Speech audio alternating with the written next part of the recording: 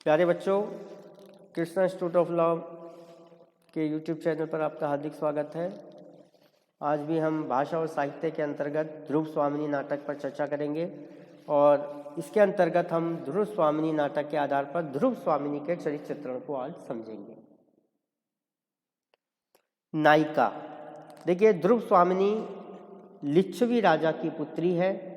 उपहार में उसे समुद्रगुप्त ने चंद्रगुप्त के लिए प्राप्त किया था, लेकिन चंद्रगुप्त की उदासीनता के परिणाम स्वरूप न केवल ध्रुव स्वामिनी रामगुप्त को ब्याह दी जाती है, बल्कि वो राज्य से भी हाथ धो बैठता है। किंतु ध्रुव स्वामिनी के हृदय में चंद्रगुप्त के प्रति असीम अनुराग है। इसे रामगुप्त भली भांति जानता है, बेशक वह दिग्विजय करने के लिए निकल पड़ता है। ध्रुव स्वामिनी नाटक की प्रधान नायिका है, वही सूत्रधार है, वही नाटक की समस्त घटनाओं का संचालन करती है। तो हम कह सकते हैं कि ध्रुव स्वामिनी जो है वो नाटक की नायिका है। फिर आता है महारानी। गुप्त काल की परंपरा के अनुसार मुख्य रानी ही महारानी कहलाती है, या महादेवी भी उसको कहा गया है। रामगुप्त सम्राट है, ध्रुव स्वामिनी रामगुप्त की महारानी है, इसलिए वे महादेवी भी कहलाती है और इस नाम से वो संबोधित भी की जाती है। किंतु ध्रुव स्वामिनी अपने को अधिकार विहीन पाती है, फलतः उसे इस संबोधन से चिढ़ भी है। फिर आता है भाभी रूप। भाभी रूप मतलब कि क्योंकि ध्रुव स्वामिनी का ब्याह रामगुप्त के साथ हो गया था, किंतु वह अपने पति को रामगुप्त को अपना पति स्वीकार नहीं करती।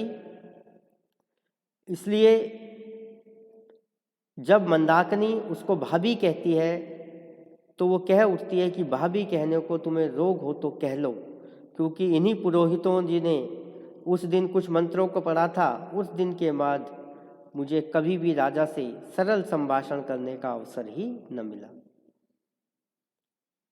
तो वो चाहती थी कि जो मंदाकिनी उसको बार बार भाभी कहती थी, उसको ये कहना भी भाभी स्वरूप भी अच्छा नहीं लगता था।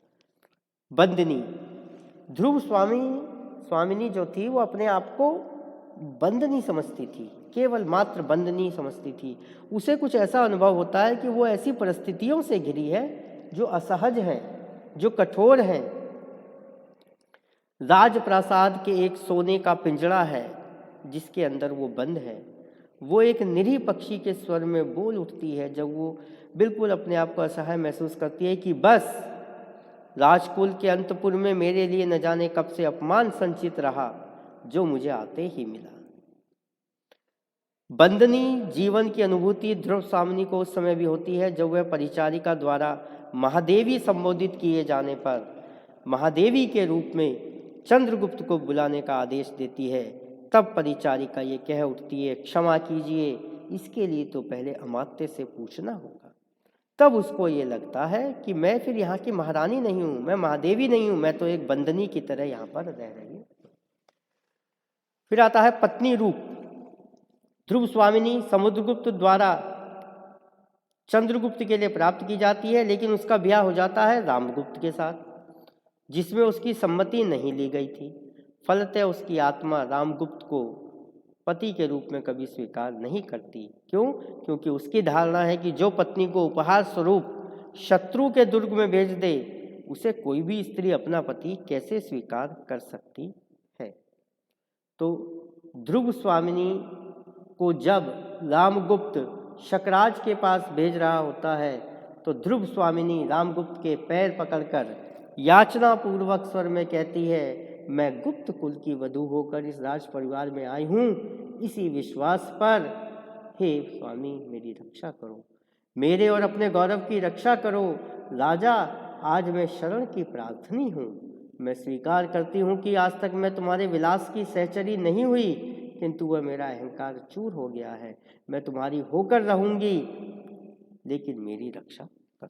तो ये उसका पत्नी रूप यहाँ देखने को मिलता है। फिर आता है सजग नारी।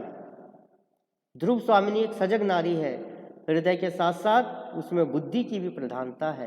जब वह समझ लेती है उसकी उसे शकराज के शिविर में जाना ही पड़ेगा, तो वह अपने भौतिक अधिकारों की उद्घोषणा कर उठती है।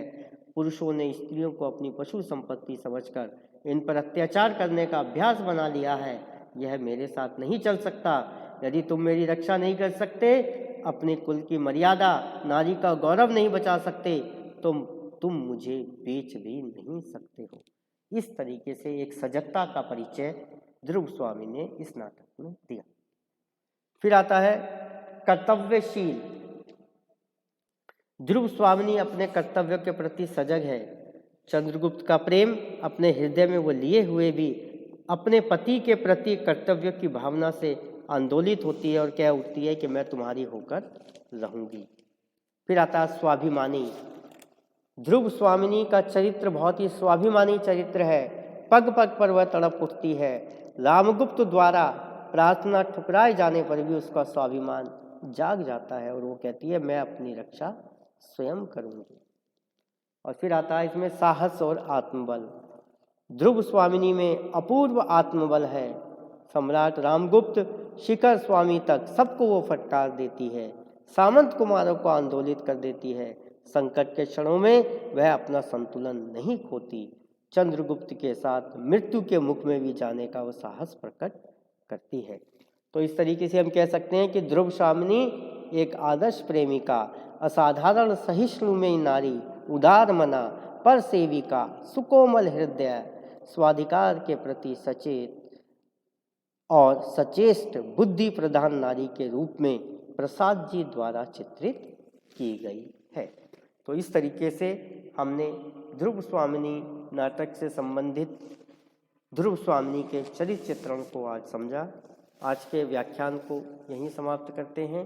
मैं डॉक्टर राकेश बडोला फिर किसी अन्य व्याख्यान के साथ आपके सामने उपस्थित होऊंगा। धन्यवाद।